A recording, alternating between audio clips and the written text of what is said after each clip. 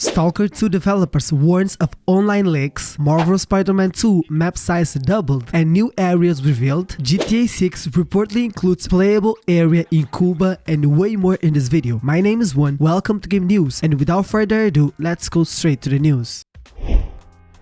So guys, as always, let's first start with some of the fast news. Monster Hunter Rise Sunbreak's last digital event is scheduled for next week. The event will be live streamed on June 7 at 7 AM PT and 10 AM ET on Twitch. Destiny 2 developers implemented a new update to the game, making some changes to weapon swapping and many fixes to some activities. And it also added a few balance changes, improving the overall experience. If you want to know more, there is a link in the description. Invuku has officially announced the development of Bulletstorm VR for MetaQuest VR devices and PlayStation VR 2. There is a trailer and the link is in the description. For the third year in a row, Tell Me Why, a narrative adventure game featuring trans protagonist Tyler Ronin, will be available for free for Xbox and PC gamers for the entire month of June. Epic Games Store is currently giving away Midnight Ghost Hunt free of charge. The storefront's first free game of June is also the third overall freebie meant to promote Epic Games Store's 2023 mega sale. Since May 31st, Nintendo's eShop has ceased to operate in Russia, following more than a year of the platform being in maintenance mode. Now, it has been revealed that Nintendo is shutting down those eShop operations entirely, taking the store offline in Russia.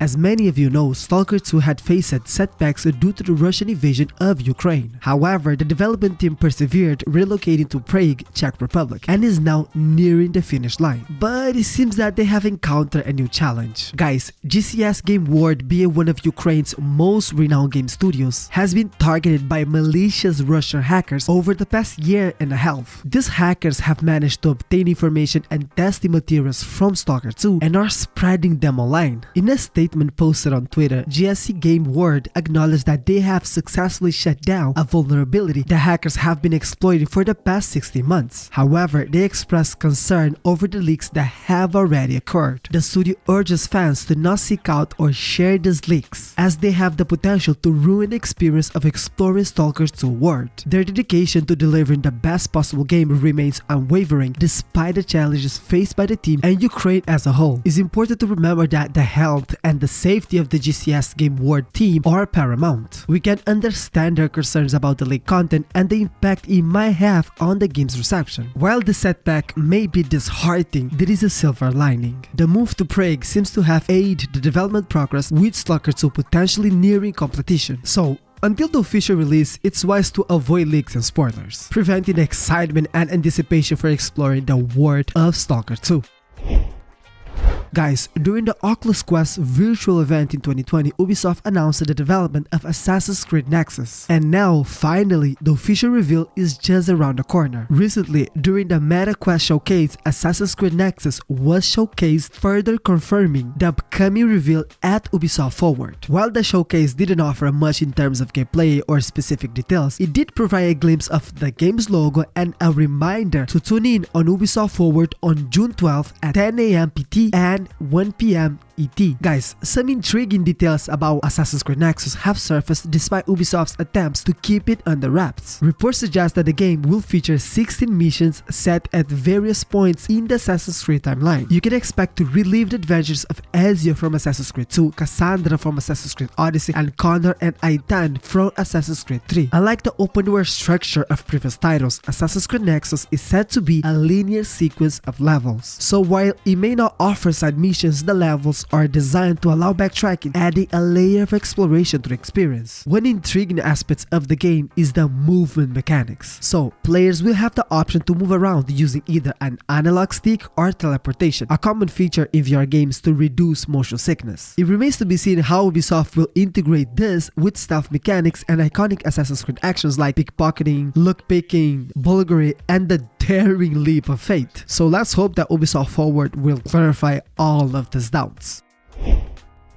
Ubisoft has always aimed for authenticity by incorporating native language into their Assassin's Creed games. From Assassin's Creed 2 to the recent Valhalla, they have taken us on linguistic journeys across various countries. But now, something truly remarkable is happening. In a recent tweet from the Assassin's Creed Twitter account, it has been confirmed that Assassin's Creed Mirage will be the first game in the franchise to offer Arabic dubbing and subtitles. This is a significant step forward, allowing players to truly immerse themselves in the Middle Eastern setting of the game. What's more, the main character Basim will be voiced by the talented actor Iyad Nassar, known for his work in Egyptian TV shows. This casting choice adds another layer of authenticity to the game and promises an engaging experience for players. Guys, it's worth noting that Assassin's Creed Mirage will be available on Ubisoft Plus from day one, along with PC, PlayStation, and Xbox consoles. PC players will have the option to choose between Epic Games and Ubisoft Direct for their purchase. And as we approach the October 12th release date, more details about the game are emerging. We have rumors of gambling elements swirling around, making a lot of people worried about this game. So this news could have come at a better time, taking the focus away of the rumors of gambling in the game, just like Ubisoft One. But I'm here and I'm not gonna let you forget that this game might have gambling. So while this news is super exciting and super cool, let's be aware that there is a possibility that this game could have bad things on it. In a recent interview with Famitsu, the creative director of Marvel Spider-Man 2, Brian Intihar, revealed details about the game's map and gameplay features. First and foremost, Marvel Spider-Man 2 will boast a map that is approximately twice the size of its predecessor. This means that players will have an even larger open world to explore, expanding beyond the confines of Manhattan. The first game already offered a vast and immersive experience, and this increase in map size makes it one of the largest open world titles to date. Intihar mentioned that 2 new areas, Queens and Brooklyn, will be added to the game as additional exploration regions. While these areas have a more residential feel and lack the tiring skyscrapers of Manhattan, they will provide a different gameplay experience and possess their own unique charm. So Marvel Spider-Man 2 aims to offer a diverse range of environments for the players to explore. Improved traversal mechanics, including increased movement speed while web swinging, will make it easier for players to navigate between the different areas. Intihar hinted at some memorable situations awaiting for players, such as a battle above the river between 2 cities. These enhancements aim to provide an even more exhilarating and immersive gameplay experience. Guys, keeping talking about Marvel Spider-Man 2, Insomniac Games has confirmed that players will indeed be able to switch between Peter and Miles. Both Spider heroes who started in their own separate web-swinging adventures will now join forces to protect New York from villains like Venom and Kraven the Hunter. During the recent PlayStation Showcase livestream, Insomniac treated us with a thrilling Spider-Man 2 gameplay trailer. In it, we witnessed Peter in his new symbiote costume battling Kraven's minions. After the intense fight, Peter contacts Miles, triggering a button prompt that switch controls to the younger Spider-Man as he embarks on a mission in Harlem. So, Insomniac Games' creative director shared more information about the character switching mechanics in a recent interview with Eurogamer. According to Brian, the game's story will naturally transition between Peter and Miles at set moments. However, players will also have the freedom to switch between the 2 characters while exploring the vast open world of New York. So, Marvel Spider-Man 2 offers players the opportunity to freely roam the city as either Peter or Miles, each with their own specific side quests and content. Insomniac has carefully crafted unique experience tailored to each character. This feature enhances replayability as players can discover new secrets and embark on different adventures based on their chosen Spider-Man. And guys, the character switch mechanic ties in with Spider-Man 2's 3 distinct skill trees. Peter possesses symbiote enhanced powers while Miles wields electric Venom blast abilities. Both characters share a standard set of spider skills. This design choice allows players to alternate between the 2 Spideys while maintaining a sense of familiarity and flexibility in upgrading their movesets. So amazing update. This is an amazing update. This is making me even more excited to play this game.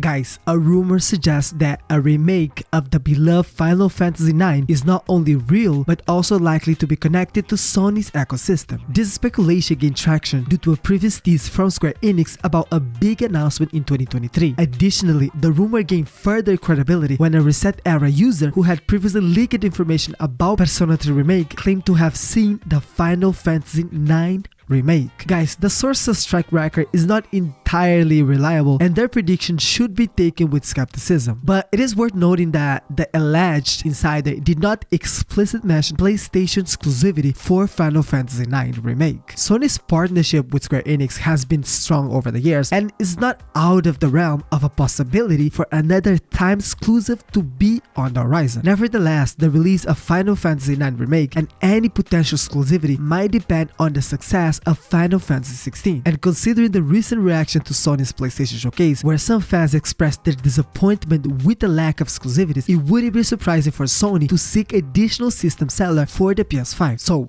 if this remake is real or not, only time will tell.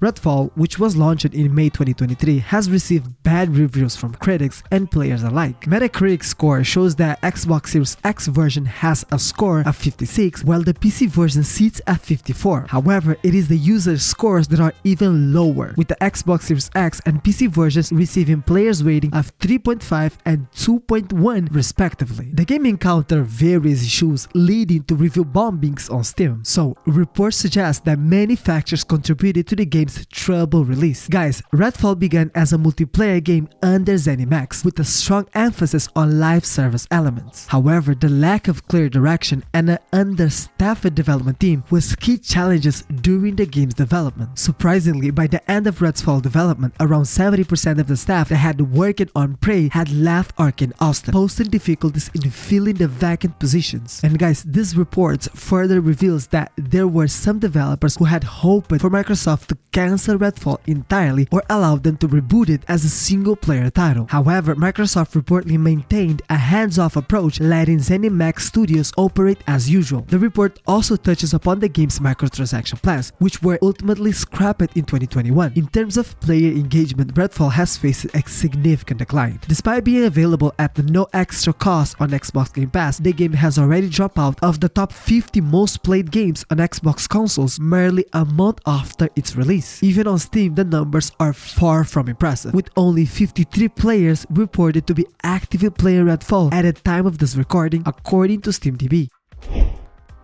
The highly anticipated release of Final Fantasy XVI is just a few weeks away on the PS5. In line with their previous confirmation, Square Enix plans to launch a demo for the game before its official release. According to reports, this demo is expected to become available 2 weeks prior to the full game launch. Furthermore, players who decided to purchase the game will be able to transfer their save data from the demo. And guys, recent reports suggest that the Final Fantasy XVI demo has started appearing on the PlayStation Store. Players have noticed its presence particularly when using mobile devices. However, it's important to note that the demo cannot be downloaded at this time, so it appears that the store page for the demo has gone live prematurely, as confirmed by various sources. One user on the comment section mentioned that the Final Fantasy XVI demo only became visible after pre-ordering the game. Some players have shared images showing the demo in their libraries, while others expressed their regrets about pre-ordering the physical version of the game. So as we approach the release date for Final Fantasy XVI, the game has been receiving high praises from fans and critics alike. The demo was released is expected to offer a substantial hands-on experience to players. It will be interesting to see the amount of content included in the demo and if there will be any bonus for those who transfer their save files to the full release. Guys, it's worth noting that Final Fantasy XVI deviates from the traditional turn-based elements and introduces action-oriented gameplay. Square Enix has also incorporated various items that aim to enhance the user experience. For instance, the Ring of Timely Evasions enables the protagonist Clive to automatically dodge attacks, while the Ring of Timely Strikes allow players to perform complex moves with simple button presses. For me, this indicates that Final Fantasy XVI aims to make the combat system more accessible and user-friendly.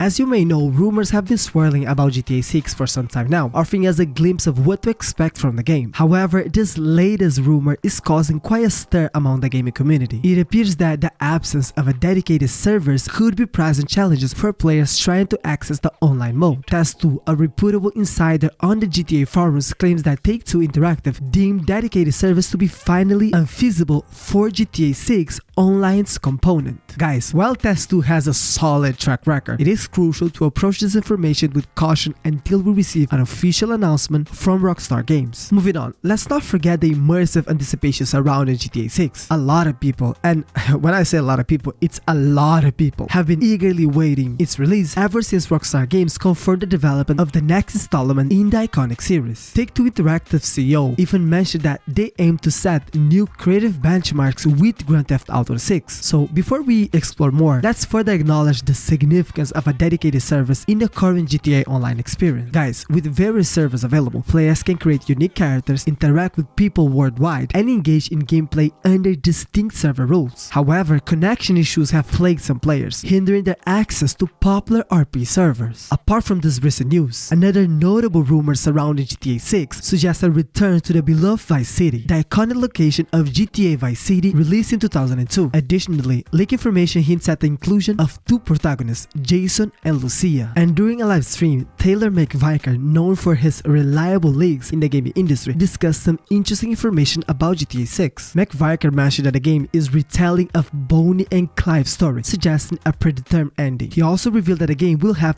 two playable characters, a time jump, and will feature Cuba as a playable area, aligning with previous leaks and information. So a lot of new information, a lot of stuff. The only thing that we don't know is when the game will be released. And I'm pretty sure that it's not gonna be 2023, maybe 2024, but don't know. I really don't know. Let's just wait for Rockstar to say something about this game.